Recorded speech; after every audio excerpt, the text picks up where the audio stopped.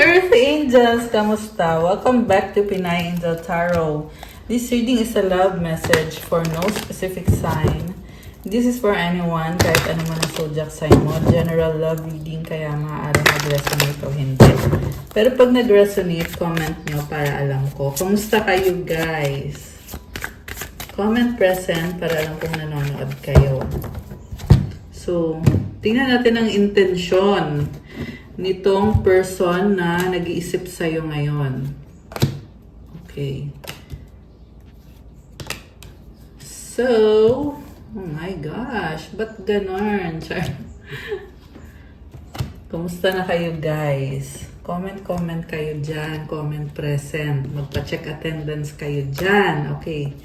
So, ito na. Nakikita ko na yung mga cards nyo. Pero sisimulan natin with an oracle card. Okay, oracle card for our earth angels. Connected dito sa intensyon ng person na ito. Okay, we have releasing, letting go, moving on, walking away. Oh my gosh. So, there is a person, pinili niyang talikuran ka, sad to say. Pinili niyang iwanan ka, mag-move on, walk away, letting go. Ayan. So, kung nag-releasing na siya, bakit siya andito sa reading natin? Anong intention niya? Longing, craving, aching, wanting. Okay, dahil gusto ka pa rin niya. Or nagkamali siya ng pang-iiwan sa'yo. Kasi ngayon, hinahanap-hanap ka niya. In fact, yung energy na nakikita ko dito is parang hindi mapakali, longing. Ayan, hinahanap-hanap yung energy mo sa buhay niya.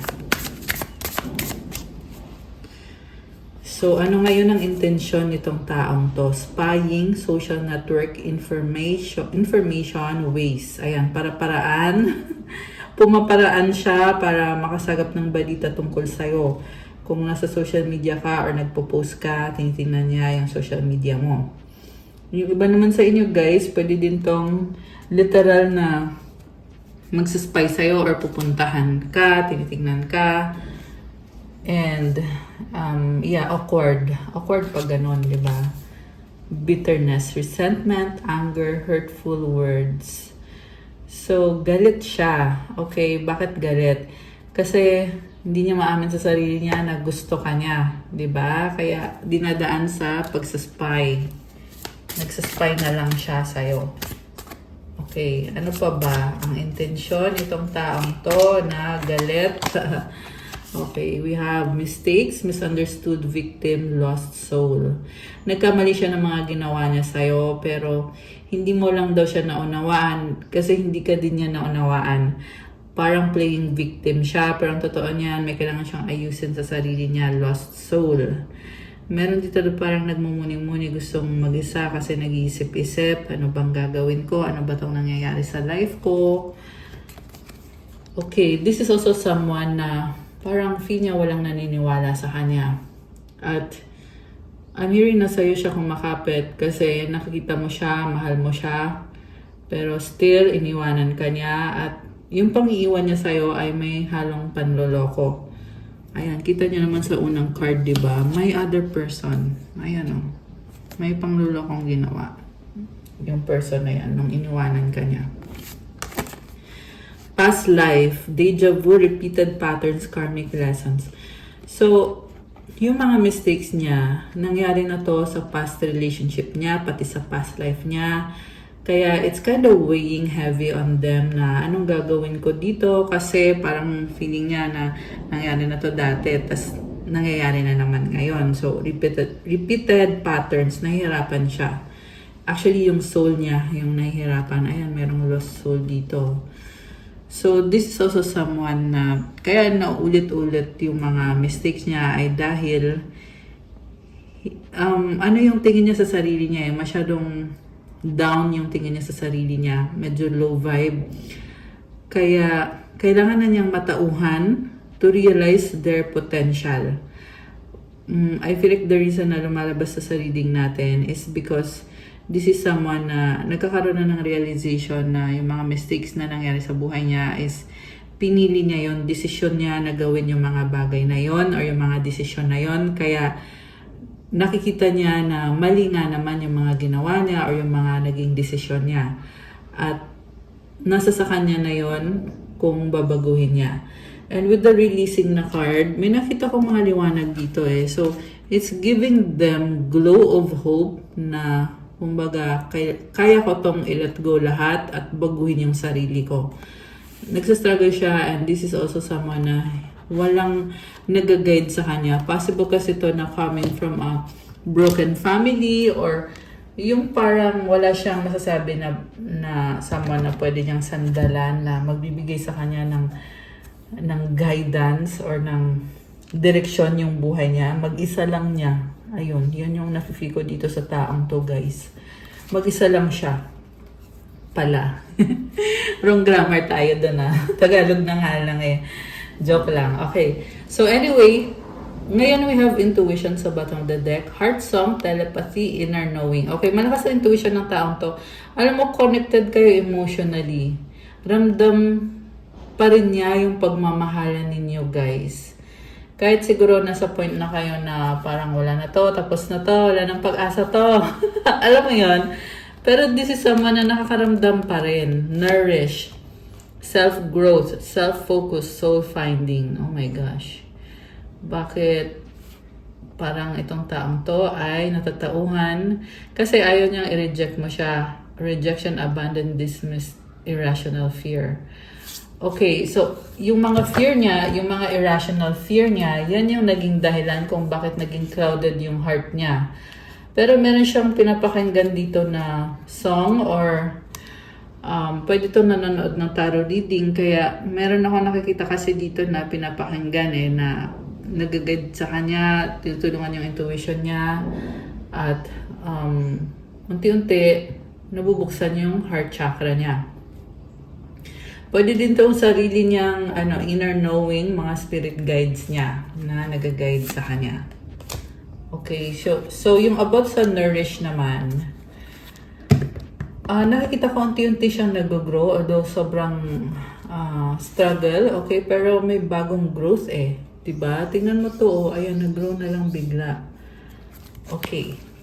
Ano pa ba? Ang daming cards na gustong lumabas sa totoo lang. Pero gusto ko na nga sabihin yung sa tarot Pero tingnan natin So, gustong bumalik, di ba? Return. Oh my gosh. Second chance, opportunity, making amends. Parang nakikita ko sa person mo na ano siya, talagang nagpapanik siya at gusto niya i-prove sa'yo through effort na, girl, gusto naman kita talaga, mahal naman kita talaga. Oh my gosh, ba't ganon? Ganon yung nasasagap natin na gusto ko ng second chance, bigyan mo naman ako ng opportunity, sorry naman. Ayan, nakakaloka, ba't ganon? Okay, so ito na, tingnan na natin yung nasa tarot. Yung nasa bottom of the deck muna, or yung overall energy. So, we have 3 of Cups. Uy, celebration. Gusto mag-reach out sa'yo at mag-celebrate. Okay, parang awkward naman nun. Parang wala lang nangyari, Okay, this is someone na happiness ka niya at you may be someone who really takes care of this person. Alagang-alaga mo siya. Kaya alam niya na the moment na bumalik siya sa buhay mo or nag-reach out siya sa'yo, i-embrace mo siya. At ina-nourish mo siya. Grabe. Ano to? User? User ba to, guys? Ginamit ka lang nito at baka gagamitin ka lang ulit. So, intense yung emosyon niya sa totoo lang. I'm hearing na they will bear their heart out or ilalabas niya yung lahat ng mga nakatago dyan, sasabihin niya. Yan yung nakikita ko dito, mga energies And all in the name of love. Oh my gosh, ba't ganon? So, this is also someone telling you na ayan, una sa lahat, nagsasorry itong taong to. Sorry na, girl. Kaloka. Ayan, nagsasorry siya at sinasabi niya dito na support ka niya kung ano yung gusto mo ma-achieve sa buhay mo. Pero guys, this is also someone na kahit sinusupport ka niya, hindi siya magbibigay ng 100% sa'yo. So, pag-isipan mo ng mabuti yon, okay? Kung napapansin niyo, merong tatlong babae dito sa image. I see someone na may iba siyang kadil na karmic connection or situation na may inaayos siya sa situation na yon. At in fact, natutulungan mo din siya sa mga ibang situation sa buhay niya. Pero mind you, may iba siyang kadil na very toxic yung energy. Pangit yung energy. Ayan. So, ayan. Nilagay ko na yung card kasi pag nakikita ko na yung pangit na energy, ayoko na. Okay, anyway. So, yun yung mga intention niya. Ang focus niya ngayon is Two of Pentacles. Busy, juggling. So, may rin nagkakandara pa. Hirap na hirap siya. Parang, please naman. I see someone really begging na patawarin mo siya. Nakakaloka. At ang gusto niya mangyari is, iba-back up ka niya. Basta patawarin mo lang siya. Nakakaloka naman to. What causes this person is the Nine of Pentacles. Okay, may ugali siya na wala siyang pakialam sa'yo. So, magmamakaawa siya, tapos biglang iiwanan ka niya kasi gusto lang niya na magpakasaya lang. Ayun yung problem dito. Merong energy ng sama na parang tamad or tamad. Tsaka, sorry naman kung masakit yung sinasabi ko. Baka may magalit dyan. Okay, general reading lang to guys. Okay? Pero yan kasi yung nakita ko eh. So, sinabi ko lang. So, this is someone na walang pakialam sa mundo. Ganun. Ganun siya. So, once na nakuha na niya yung loob mo, once na nakuha na niya yung loob mo, eto na, dead man na siya. Wapakels. Walang pakialam. Okay. Wala ka dyan, te. Ganon. So, also guys, like I said, may iba siyang kadil. Kaya ang lumabas ito ay juggling. So, hindi niya mabibigay sa'yo yung 100%. Unfortunately, sad to say. Ayan. Okay, nakakaloka. Okay, what lies below is the devil. Okay, niloko ka niya, sinaktan ka niya, nagkaroon siya ng other party. At hindi pa nag-heal yung aspect na yon kasi is either niloloko ka pa rin niya hanggang ngayon or hindi pa niya totally na let go yung taong yon. Okay? So, kung sino man to, kung kanino man nagre-resonate ito, kailangan pang i-heal yung situation. Pwede kasi itong babalik siya sa buhay mo tapos magkukunyari lang siya. Ganon yung nakakita ko dito. Kukunyari siya na okay na okay siya. This is someone na gusto lang niya makuha yung loob mo pero hindi siya ganun ka-open sa katotohanan. Okay? Kung ano ba talaga, ano bang mga iniisip mo, ano bang gusto mong gawin, ano bang mga plano mo, wala siyang ganun. Okay, what lies above? Four of Pentacles. Ayaw kang bitawan itong taong to. Tingin niya kasi sa'yo ay treasure ka at party ka na ng buhay niya, nag-iisa ka lang. Ayan, you are irreplaceable. So what lies behind is the Ten of Swords.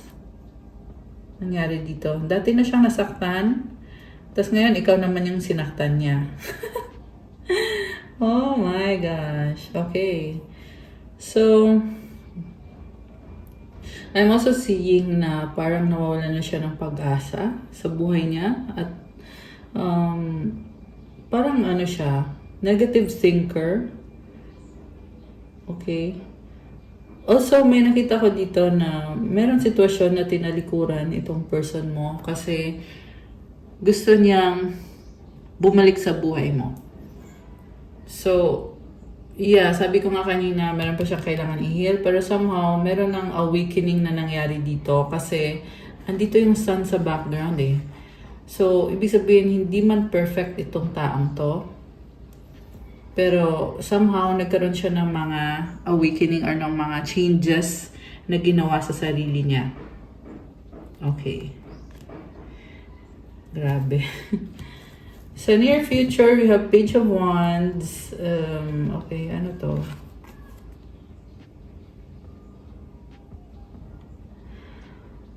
Possible kasi na iiwanan ka lang niya ulit or if a friend zone ka niya. Parang ganon. Masasanay siya sa'yo. Ayan. Yeah, sad to say guys, ang nakita ko sa person na to, kahit meron man siyang emosyon na pagmamahal, pero lagi niya kasi iniisip na hindi siya ready, hindi niya kaya, ganon, financially, hindi siya ready, ganon yung mindset nitong taong to. So, ayan, bulol. Kaya lumalabas sa reading natin para mapag-isipan mo. Okay? Ayan. And I'm feeling na yung blockage sa throat chakra is sa person mo galing, hindi sa'yo. Supportive energy. Oh my gosh, girl. Gusto niya talagang magkaayos kayo. Ace of Cups, new beginning, love. Pwede din tong false start na alam mo yung ando na yung chance pero hindi tinuloy. Tas, kaya humaba lang ng humaba yung kwento. Dumami lang ng dumami yung mga issue. Tingin niya sa'yo ay ayaw mo na sa kanya. Merong LDR sa inyo, malayo, mabagal yung movement mo. At tingin niya sa'yo ay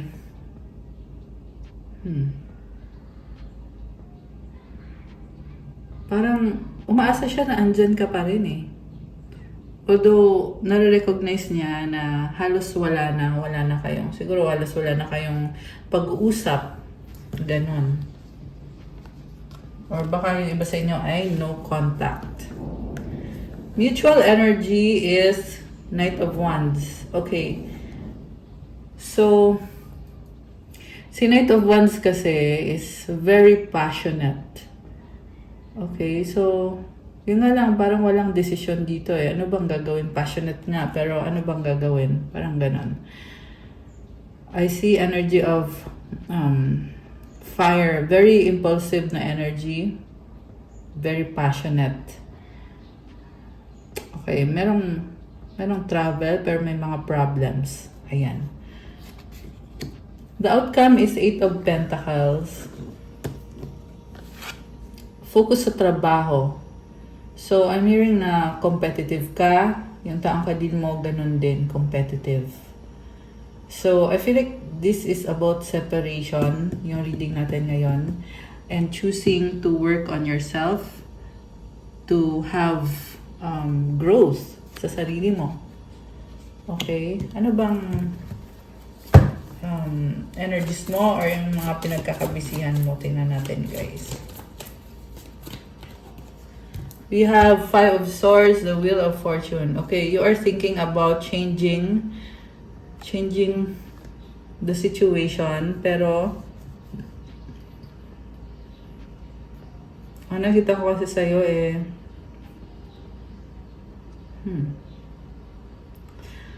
merong bahay So siguro, meron kang aalisan na bahay.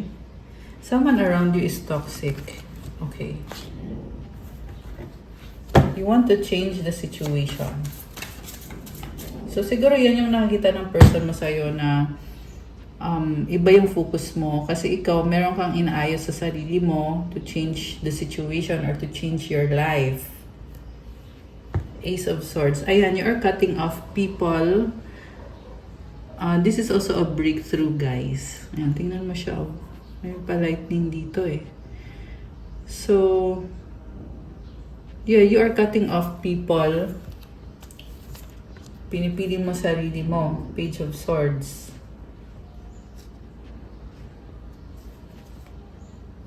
Parang nakita ko sa'yo, masyado kang chill. Parang bala kayo dyan. 9 of Cups. Focus ka lang sa sarili mo eh. And I'm seeing na palaban ka, the Chariot. Okay. So, you also have independence, tsaka contentment and happiness overall. And I'm hearing overall well-being. The Fool, okay. New beginning. Wow, freedom. Okay. Galing Okay. So, ano pa ba? Isa pang card. Ano pang mga ganap sa'yo? Oh, wow. King of Cups, 6 of Wands. Alam mo, nakita ko sa'yo, mahal mo pa rin tong taong to. nagkikare ka pa rin sa kanya. You are very compassionate. Ito din siguro yung dahilan kung bakit kampante siya sa'yo, na parang isip niya kasi na once na makuha ko lang talaga yung loob mo, okay na ako. Ganon yung iniisip ng person mo. Yung nga lang, iiwan ka niya. Makukuha niya yung loob mo, tas after niyan, iiwan ka niya ulit. Diba? Ito yung kind of person na iniwan ka at nagsisi. Ito siya ngayon, oh. Longing, craving, aching, wanting. So, ikaw, mahal mo pa rin siya eh, King of Cups. Pero yung pagmamahal mo sa kanya, hindi yung showy na kind ng pagmamahal. Parang, kumbaga, kamusta ka na, ganun lang. And then, 6 of Wands, maraming tao sa paligid mo. Parang mahal mo lang siya, kagaya ng mahal mo yung mga ibang tao sa paligid mo. Yung besa niya na friend zone mo na tong taong to. Na, bro, kumusta ka na? Parang ganun. Bro talaga. Parang ginanon mo na lang siya. Parang na-friend zone mo siya. So, nagkikare ka pa rin. Okay? Pero, in a way na parang, okay ka ba dyan? Kasi okay naman ako dito. Parang ganun lang. May distance na eh. May, kumbaga may gap na or may nakaharang na sa inyo. Ganun. Yung nakikita ko sa feelings mo dito. Nag-transform. Ayan, merong ano dito. Merong Nautilus shell. Ayan. So, anong paparating na energies dito sa love connection na ito? Tingnan natin. Ano ba ang paparating? Ano to? Mercury retrograde. Okay, Mercury retrograde ngayon eh. Ano pa? Ano pa? So, yan, pwede ito mga delay sa communication. Ayan, review everything.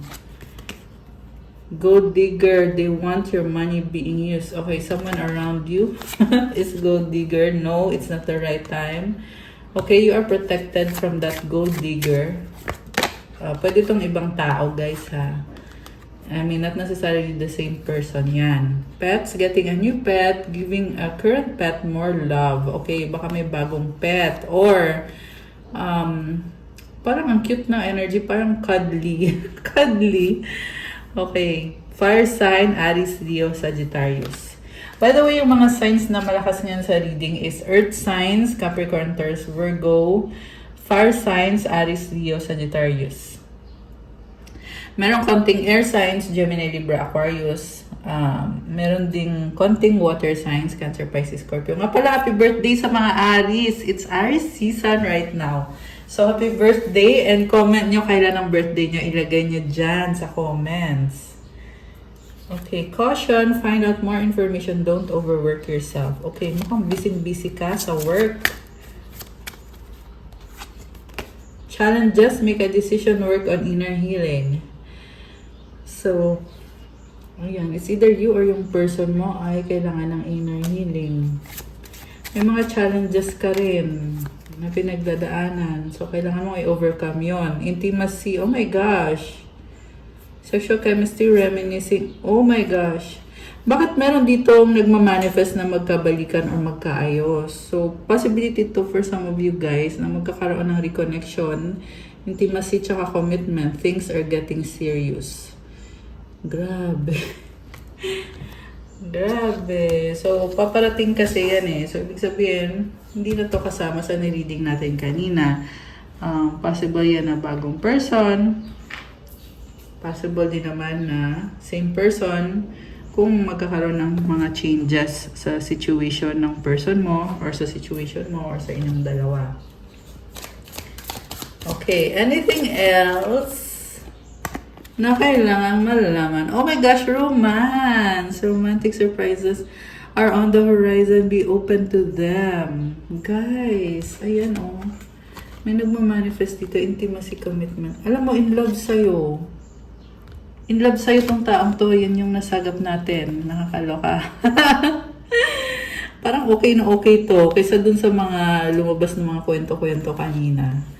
Kasi, tingnan mo to, oh. Ayan, oh. Couple, tapos commitment. Grabe, romantic surprises are on the horizon. Be open to them. Alright. So, So, yeah, meron din someone around you na multiple options. Okay? Hindi naman sa lahat yan magre-resonate. Huwag kayong magalit sa akin. Teka lang, nalaglag kasi yung mga cards. Ayan. So, merong heart fog, mixed signal, block emotions, mess up, cloudy judgment, illusions, unbalanced, distorted. Okay. Yun yung mga nalaglag. Ano gustong sabihin sa'yo nitong person na to? Tingnan natin. Anong gustong sabihin? Merong in love dito, guys. I love you. Oh my gosh. Okay. Ano pa? I have so much things running in my head. Last one. I need you to be away from me. Okay. Mag-wish kayo, guys. Tingnan natin ang kasagutan sa inyong wish. So, tingnan nyo ha, combination to. May yes at no. Ayan na, para lang ipakita sa inyo. Ayan. Okay. Anong kasagutan sa wish ng mga Earth Angels? Okay, may nalaglag na naman na card. Okay. Oh, okay. Teka lang, balik natin. Kasi nakita ko eh. Ayoko makita. Okay.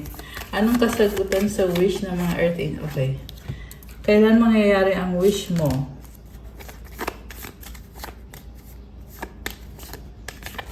Okay. Advice.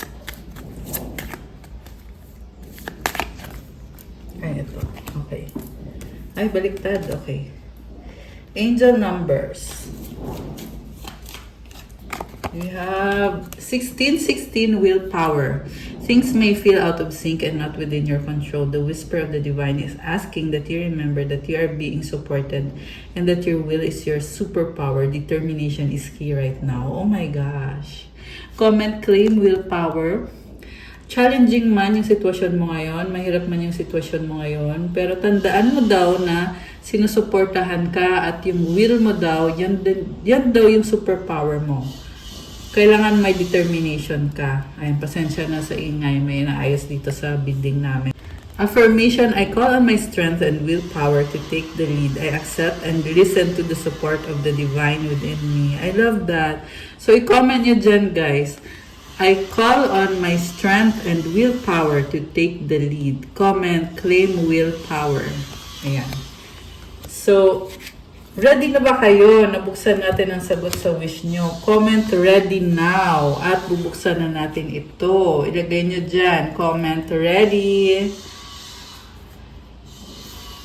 So, ang sagot sa wish mo ay, ito na, bubuksan ko na rin. Okay, ang sagot sa wish mo ay, oh my gosh, there's something better. Sorry guys, hindi siya nag-yes. Hindi rin naman siya nag-no, pero may mas better pa. Posible kasi better person, 'di ba? Or better kaysa dun sa wini-wish mo, kung ano man yung wini-wish mo. Kung kailan mangyayari ang wish mo within the next few weeks. Wow! And I'm seeing abundant energy. At ang advice sa'yo, listen to your intuition. Pakinggan mo yung sinasabi ng intuition mo kasi yan yung magagabay sa'yo papunta dito sa blessing na ito within the next few weeks. Huwag mag-alala kung ano man yung winish mo na maaring hindi yan maibigay sa'yo, pero may ibibigay sa'yo na mas better pa dyan. And I saw angel numbers 1, 2, 3. Ibig sabihin nun, take it slowly. Huwag magmadali. Okay? Ginagabayan ka. Ayan. So, okay guys. That's all for our love message for today. Thank you for watching. Please like the video, comment, subscribe, hit the notification bell. Let me know kung nag-resonate ba or kung nagustuhan nyo ba. Kung kailangan nyo ng gabay, kung nag-resonate kayo at kailangan nyo ng more information, pwede kayo magpa-private reading. Message lang kayo sa Viber or sa WhatsApp.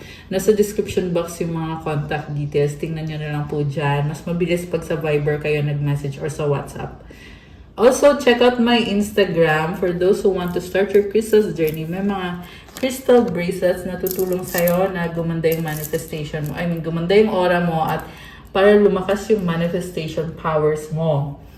So, message nyo na lang ako, guys. Tingnan nyo lang doon. At pa-follow na din ang Instagram ko. Thank you, Earth Angels. I love you, guys. Have a good day or night. God bless you all. Stay safe and see you again soon. Bye!